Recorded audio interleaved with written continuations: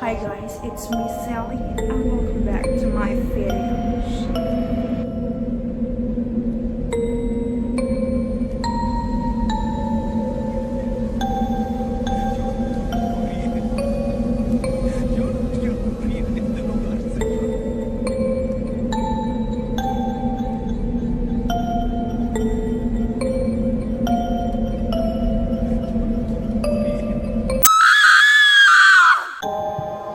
Nah, pasti banyak banget dari kalian yang suka mendengar cerita horor atau hal-hal yang mistis seperti itu. Ya, baik nyata ataupun tidak, mau film atau cerita itu pun terserah, nggak jadi masalah. Tapi semua hal yang berkaitan dengan horor selalu mencuri perhatian kita, ya nggak sih? Jadi sekarang aku mau coba untuk menceritakan beberapa cerita horor dan kasih tahu aku cerita mana yang paling kalian suka dan yang paling bikin kalian merinding dan pastinya membuat kalian tidak bisa tidur malam ini. Okay, I have my laptop here with me karena aku akan membacakan ceritanya dari laptop ya. So, langsung aja kita ke cerita yang pertama. Yang pertama, The Angel Tattoo atau patung.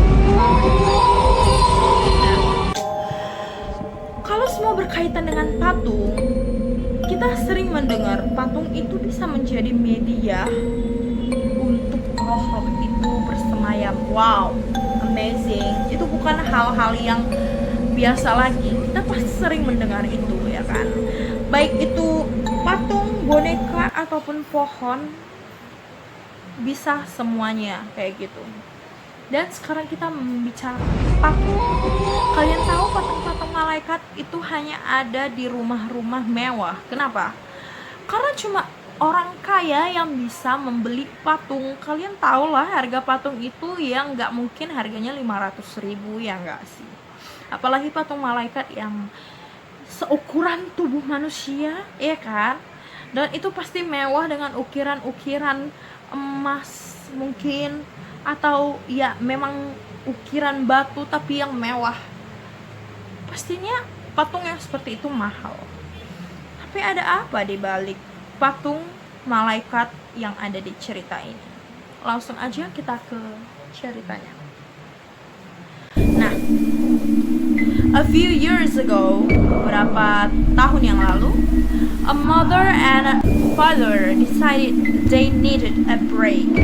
Sepasang suami istri itu, bapak sama mama gitu, ibu dan ayah, memutuskan mereka itu kayaknya butuh istirahat deh, kayak gitu kan. So they wanted to head out for a night on the town. Jadi mereka kayaknya perlu keluar kota lah selama satu malam kayak gitu kan. They called their most trusted babysitter. Mereka telepon lah pengasuh anak yang paling mereka percayai. When the babysitter arrived, ketika pengasuhnya itu sudah sampai di rumah mereka, the two children were already fast asleep in bed. Jadi anak mereka itu ada dua dan dua-duanya udah terlanjur ketiduran kayak gitu kan. So the babysitter just got to sit around and make sure everything was okay with the children. Jadi babysitternya itu ya duduklah di sekitar tempat tidur itu dan memastikan semuanya baik-baik saja. Dan what happened? Apa yang terjadi? Later that night, kemudian pada malam itu, the babysitter got bored. Babysitternya itu bosan and went to watch TV. Dan pergi menonton TV. But she couldn't watch it downstairs because they did not have cable downstairs. Dia nggak bisa nonton di lantai bawah, mungkin dia bertingkat ya kan, tapi dia nggak bisa nonton di lantai bawah karena nggak ada kabel. Ada TV tapi nggak ada kabelnya kayak gitu. The parents didn't want children watching too much garbage. Orang tua mereka itu nggak mau anak-anaknya banyak nonton tayangan sampah. Seperti di Indonesia juga banyak tayangan sampah ya, sama aja kayak gitu. Ya, mereka orang tua yang baik lah. So, she called them and asked them if she could watch cable in the parents' room. Jadi diteleponnya lah orang tuanya yang lagi liburan ini, majikannya yang lagi liburan ini. Halo, Pak Bos, Bu Bos, boleh nggak aku make kamar kalian untuk nonton gitu? Enak banget sih ya. Coba di Indonesia kayak gitu ada pengasuh, pasti hey, who are you girl? Kayak gitu kan, pasti kayak kau siapa sih berani-beraninya kau make kamar kami kan lagi liburan, kayak gitu kan. Jadi ternyata orang tua alias majikan dia ini berkata, of course, tentu saja. The parents said it was okay. Oke, nggak apa-apa, kata orang tuanya, kayak gitu, kata majikannya. Jadi dia diizinkan gitu. But the babysitter had one final request. Dia ada permintaan satu lagi yang terakhir. She asked if she could cover up the angel's tattoo outside the bedroom window with a blanket or cloth. Dia minta supaya boleh nggak aku menutupi patung malaikat yang berada di luar kaca kamar. Jadi di kamar mereka itu ada kaca tuh kan, biasa mungkin ventilasi. Terus di depannya itu ada patung malaikat. Makanya kata si pembantunya ini, kata pengasuhnya ini, boleh nggak kututupi aja patungnya itu pakai selimut ataupun pakai baju-baju. Dia bilang kayak gitu. The phone line was silent for a moment. Jadi tiba-tiba senyap kan teleponnya. Terdiam orang tuanya itu mendengar hal itu. And the father who was talking to the babysitter at that time said, dan ayah anak-anak itu yang dari tadi teleponan sama si babysitter, dia bilang kayak gini, take the children and get out of the house. Kau ambil anak-anakku dan bawa mereka dari rumahku, bawa mereka keluar dari rumahku. We'll call the police. We don't own angel's tattoo. Kami akan telepon polisi karena kami nggak punya patung malaikat satupun. Kami nggak pernah punya patung malaikat, kata orang tuanya. Terus apa yang terjadi? The police found both of the children and the babysitter slumped in pools of their own blood within 3 minutes of the call. Jadi ketika polisi datang ke rumahnya, mereka menemukan si babysitter dan dua anaknya itu terdampar di kolam renang mereka dengan darah mereka yang sudah bercucuran. And no tattoo was found. Dan gak ada satupun patung ditemukan di tempat itu. Oh my gosh. Terus itu tadi patung apa dong?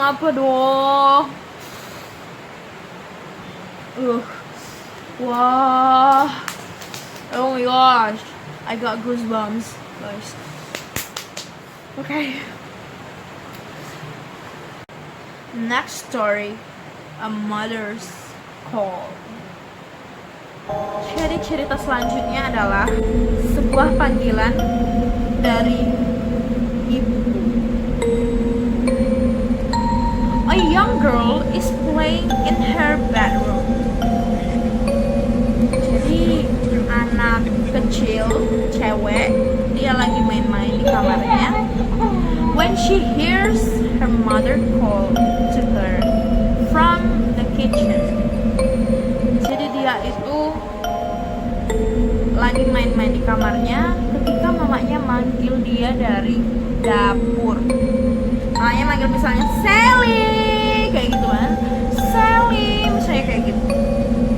So she runs down the stairs. Jadi dia berlarilah menuruni tangga to meet her mother, untuk menjumpai ibunya yang memanggil dia tadi.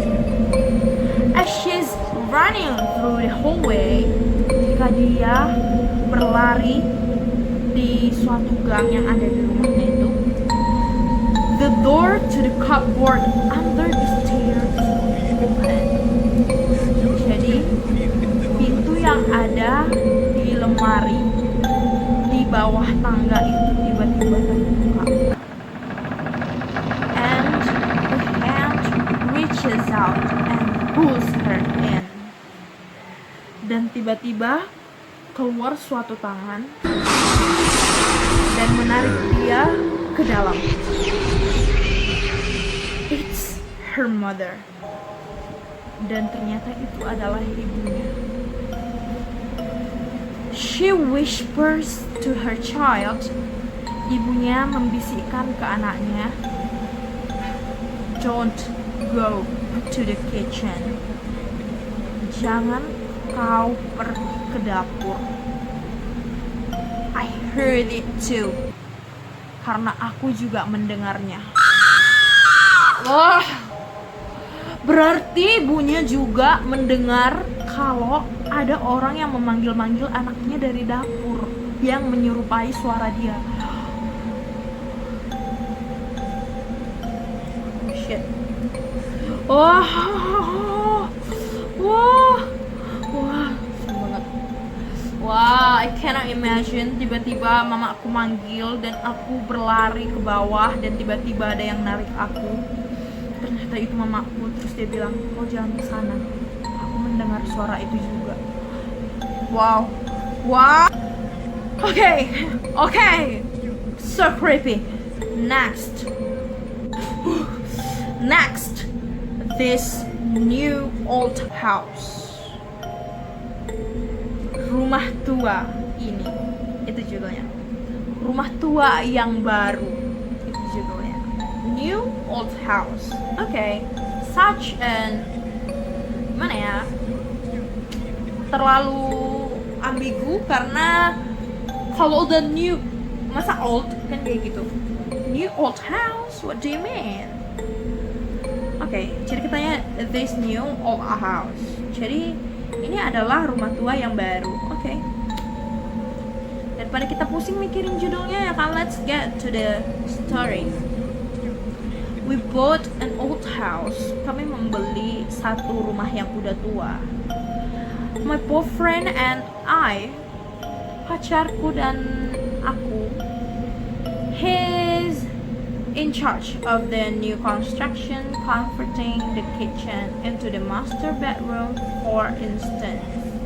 Jadi dia itu sedang mengerjakan suatu pekerjaan untuk mengubah bagian dapurnya itu menjadi kamar utama.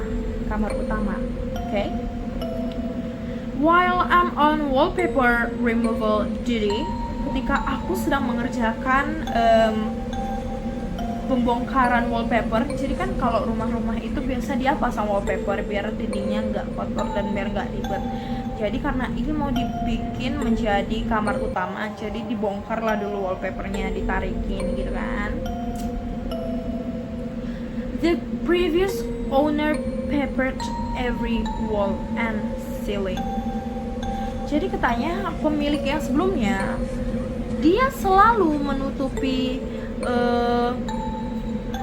semua dinding dan semua asbes yang ada di atas itu dengan wallpaper.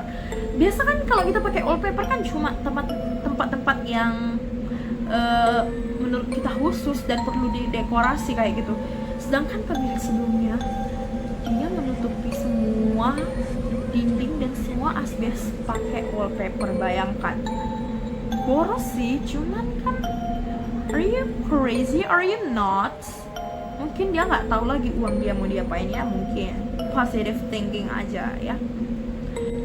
Dia bilang, the best feeling, hal yang paling berkesan is getting a long pill, adalah mendapatkan lapisan yang panjang.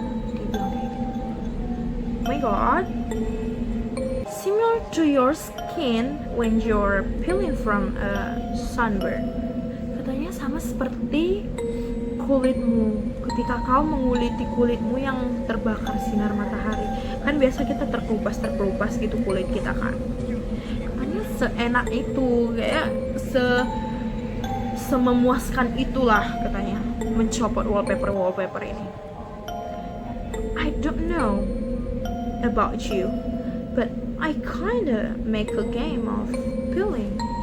Kayaknya aku jadi bermain-main dalam menguliti ini, dalam melepas lapisan-lapisan wallpapernya gitu. On the hunt for the longest piece before it rips, dia bilang. Pokoknya kayak ya dia main-main, kayak mana biar kan ini wallpaper, kalau kita tarik gitu kita nggak hati-hati kan dia langsung robek gitu. Jadi dia berhati-hati sampai dia terobek itu dalam keadaan panjang banget gitu, hati-hati banget gitu biar nggak robek di tengah jalan kayak gitu. Under a corner section of paper in every room is a person's name and a date. Katanya di setiap wallpapernya itu, di bagian sudutnya kan ini dinding, terus dia udah lepasin wallpapernya, dan di sudutnya ini ada tulisan nama orang dan tanggal dan suatu tanggal. Curiosity got the best of me one night when I googled one of the name and discovered the person was actually a missing person. Dia penasaran dan suatu malam dia menggoogle satu nama yang dia temukan itu di Google, dan ternyata itu adalah nama orang yang hilang. The missing date matching the date under the wallpaper. Katanya tanggal orang itu hilang cocok dengan tanggal yang ada di wallpaper itu. The next day, I made a list of all the names and dates. Besoknya dia tulisilah semua nama-nama yang ada di setiap wallpaper itu dan juga tanggal-tanggalnya. Sure enough, each name was for a missing person with dates to match. Katanya semuanya itu sangat cocok. Ternyata semua adalah nama-nama orang yang hilang dan tanggal mereka kapan hilang. Dia bilang, we notified the police, who naturally sent out the crime scene team. Mereka kasih tahu polisi, dan kemudian polisinya itu mengirimkan tim untuk membantu kasus itu ke rumah yang mereka beli tadi. I overheard one tag say, "Here, it's human." Aku gak nyangka ketika satu technician, suatu ahli dari salah satu polisi itu bilang, ya ini adalah manusia. Jadi wallpapernya itu adalah manusia. Terus dia bilang, human? What's human? Hah, manusia? Masa manusia gitu? Terus, ma'am, and then kemudian polisinya nanya, ma'am, where is the material you removed from the walls already? Dia bilang kayak, Bu, mana semua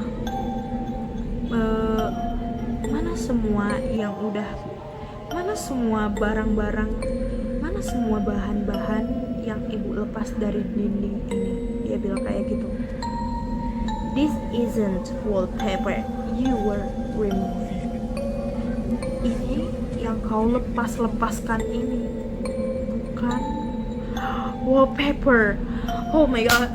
See, I've guessed that this is a human skin ya. Aku udah tebak ini pasti adalah kulit manusia. Ya kan gak mungkin warnanya sama kulit kita. Terus oh my god, so scary. Berarti dia dari tadi menguliti kulit manusia yang selama ini hilang dan dijadikan wallpaper di dinding itu. Jesus, gak suka. Oh my gosh. Oke, kayaknya cukup sekian dulu cerita horor kita hari ini. Cukup menguras pikiran dan it's so creepy as well. Sangat menyeramkan. Tolong kasih tahu sama aku dari 3 cerita itu mana yang paling menyeramkan dan mana yang paling membuat bulu kuduk kalian itu merinding. Kalian bisa kasih tahu aku di kolom komentar di bawah ini. Jangan lupa like, comment, and subscribe atau share ke teman-teman kalian. And hope you guys have a safe time.